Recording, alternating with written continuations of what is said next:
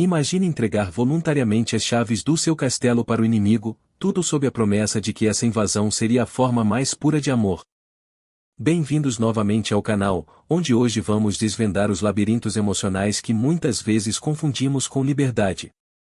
O relato que trago hoje fala de André, um homem que aceitou demolir as paredes de seu casamento para tentar salvar a mulher que amava, apenas para assistir sua existência ser varrida pelos ventos da modernidade. Esta narrativa explora a fragilidade da influência, a distorção do conceito de empoderamento e como, curiosamente, a melhor resposta para a traição não é o ódio, mas o sucesso absoluto. Acompanhem-me até o final, pois o desfecho deste caso vai desafiar tudo o que vocês pensam sobre lealdade e recomeços. Por 7 longos anos, a união entre André e Camila foi sinônimo de um santuário inabalável. Longe de ostentações ou luxos desnecessários, eles cultivavam algo que André considerava o verdadeiro tesouro, uma paz imperturbável. O apartamento onde viviam, situado no coração de uma metrópole agitada, funcionava como um oásis de tranquilidade. André, um designer gráfico de temperamento sereno e alma artística, encontrava prazer na simplicidade. Sua alegria florescia nos rituais discretos, o aroma do café fresco preparado sem pressa, a seleção cuidadosa de filmes para os sábados e o som das gargalhadas de Camila preenchendo o ambiente ao narrar sua rotina.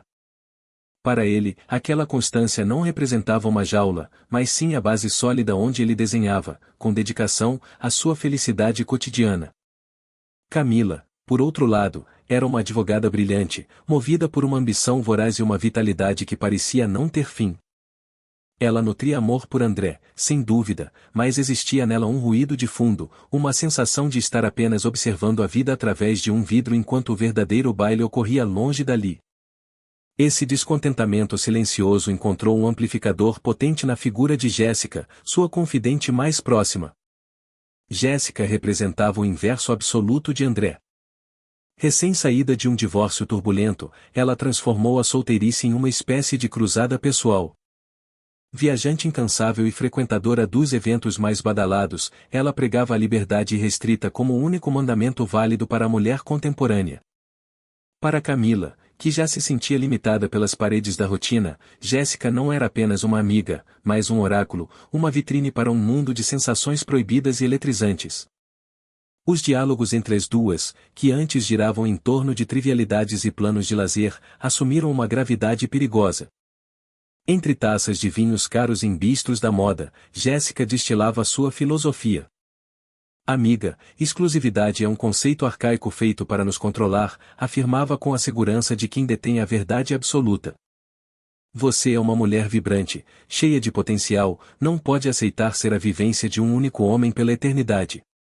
É preciso se reinventar, acumular experiências, sentir-se cobiçada por outros olhares. Isso é o que nos faz sentir vivas. Inicialmente, Camila protegia sua realidade, mas eu amo André, nossa vida é ótima. Jéssica, porém, rebatia com um sorriso maternal e tóxico. Conforto não é felicidade, Cami. Você está apenas habituada. O amor evoluído não prende, ele solta as amarras. Se o André te ama mesmo, ele não apenas aceitará, ele te impulsionará. Essas palavras, agindo como uma toxina doce, infiltraram-se na mente de Camila. A estabilidade que antes era seu alicerce passou a ser vista como estagnação. A calmaria de André, antes seu refúgio, agora soava como tédio.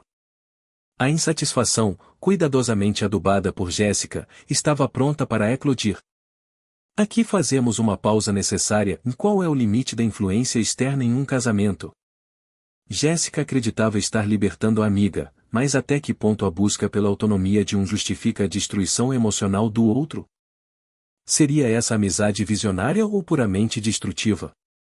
Comentem abaixo o que pensam. A bomba foi lançada numa terça-feira banal, o que tornou o choque ainda mais devastador. André celebrava a conclusão de um trabalho complexo, mostrando os resultados no tablet, quando percebeu o olhar vago de Camila. Ela o interrompeu abruptamente. Amor, tenho refletido sobre nossa dinâmica. A Jéssica me fez enxergar novas perspectivas. Acredito que devemos tentar abrir a relação. O tempo congelou para André. O aparelho em suas mãos pareceu ganhar o peso de uma âncora. Abrir? Como assim? Você quer outros homens? Não é sobre homens, é sobre autonomia, retrucou ela, repetindo o roteiro de Jéssica como se fosse seu. É sobre vivermos sem posse, sem as correntes do ciúme. Isso pode até nos conectar mais, tornar tudo mais genuíno. André sentiu um abismo se abrir em seu estômago. A lógica era absurda. O amor deles era o castelo, por que baixar a ponte levadiça para invasores? Ele tentou argumentar, invocou a história deles, a confiança, mas encontrou nos olhos dela uma decisão fria que o aterrorizou. O medo de perdê-la falou mais alto que sua dignidade. E foi nesse pânico que ele cometeu o erro fatal, concordou. Tudo bem, Camila. Se isso é vital para sua felicidade, vamos tentar. Disse sim, agarrado à esperança ingênua de que fosse apenas um capricho passageiro. Mal sabia ele que aquilo não era uma vírgula, mas o início do fim. As regras foram ditadas, apenas sexo casual, sem sentimentos, e primordialmente, transparência total. Contudo, André logo descobriria que tais regras eram pura ficção. Camila passou a sair frequentemente com Jéssica, retornando ao amanhecer.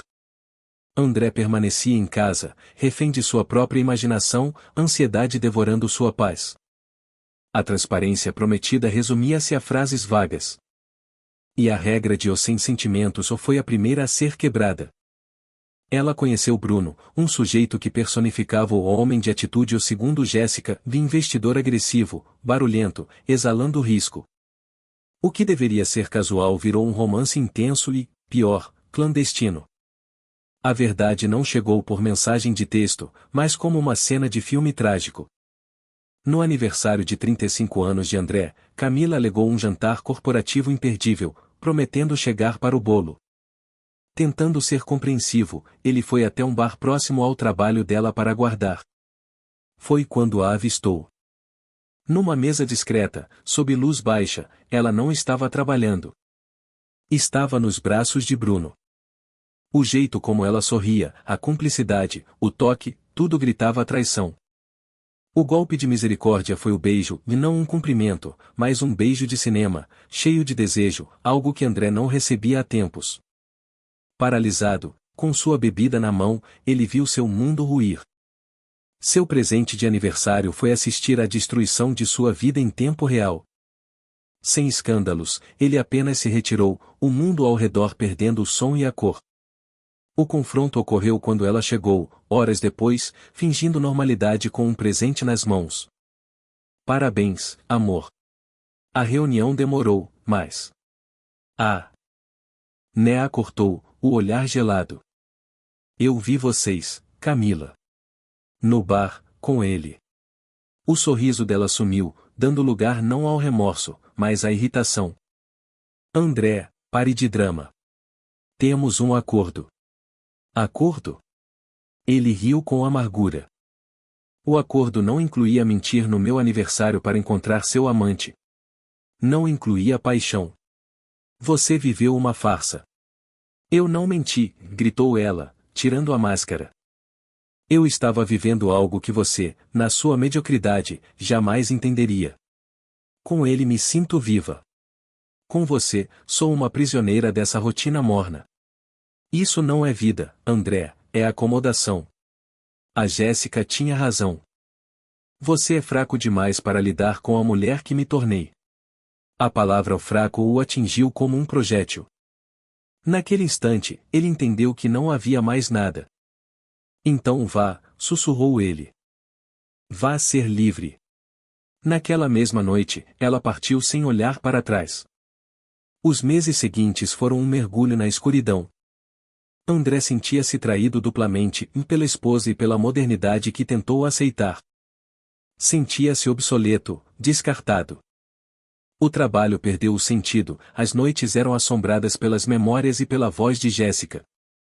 Isolou-se, envergonhado demais para admitir que sua esposa o deixará porque ele permitiu que ela ficasse com outros. A culpa o corroía. Ele se sentia cúmplice da própria desgraça. Mas seria ele culpado ou apenas uma vítima de uma manipulação emocional cruel? A virada de chave veio de forma inesperada.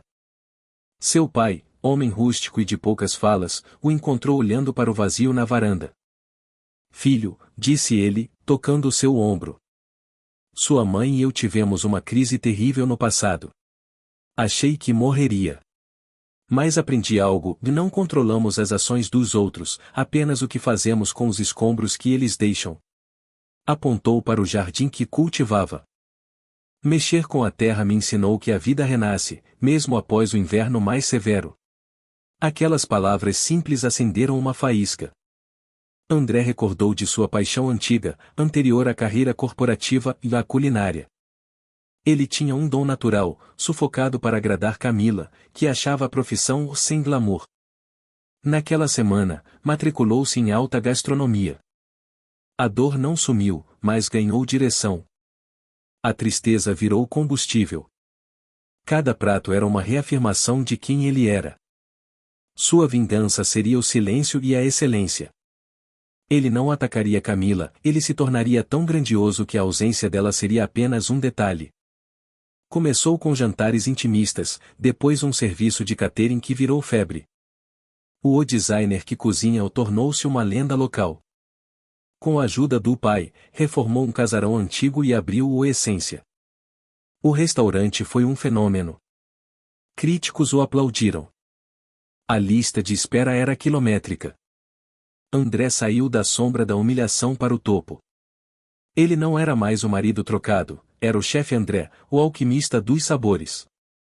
Nesse novo cenário, conheceu Clara, uma renomada crítica de vinhos. Ela foi avaliar o restaurante e acabou encantada não pela fama, mas pela alma que ele colocava em cada movimento. O primeiro encontro ocorreu após o expediente, entre taças e verdades. Clara também tinha cicatrizes. Pela primeira vez, André sentiu que podia ser vulnerável sem ser julgado. Ela via nele não uma vítima, mas um sobrevivente que transformou dor em arte. Enquanto isso, no mundo livre de Camila, o brilho desbotava. O namoro com Bruno, sustentado apenas pela adrenalina, revelou-se raso. As festas ficaram repetitivas, as viagens, vazias. Jéssica, a guru da liberdade, já tinha outra pupila e ignorava Camila. Sozinha em um apartamento frio, Camila percebeu que sua tão sonhada liberdade era apenas solidão gourmetizada. Foi então que viu a revista do André na capa, radiante, eleito o chefe do ano. Ao lado, a nota sobre seu romance com a elegante Clara. O choque foi físico. Ela trocara um diamante real por uma bijuteria. O orgulho cedeu ao desespero. Ligou para ele. André, vi a matéria. Parabéns. Eu errei feio. Fui imatura, influenciável. O que tínhamos era verdadeiro. Podemos tentar de novo? O encontro final foi numa padaria simples. Camila chorou, implorou, revisitou o passado. André ouvia impassível. Não havia raiva, apenas um vazio sereno. Era como conversar com uma estranha. Ele a interrompeu com gentileza. Camila, eu te perdoo. Tive que perdoar para sobreviver. Mas entenda, sua escolha me quebrou. E, dos cacos, construí um novo homem. Esse homem à sua frente não te ama. Ele nem te conhece. Tocou a mão dela num gesto final. O André que vivia para te servir morreu naquela noite. Descobri meu valor e sou grato pela lição dolorosa. Espero que você encontre seu caminho, mas ele não cruza mais com o meu. Levantou-se e saiu, deixando-a com o eco do que poderia ter sido. Ao entrar no carro, sentiu não tristeza, mas uma leveza absoluta, como se finalmente cortasse a última amarra. Que jornada intensa!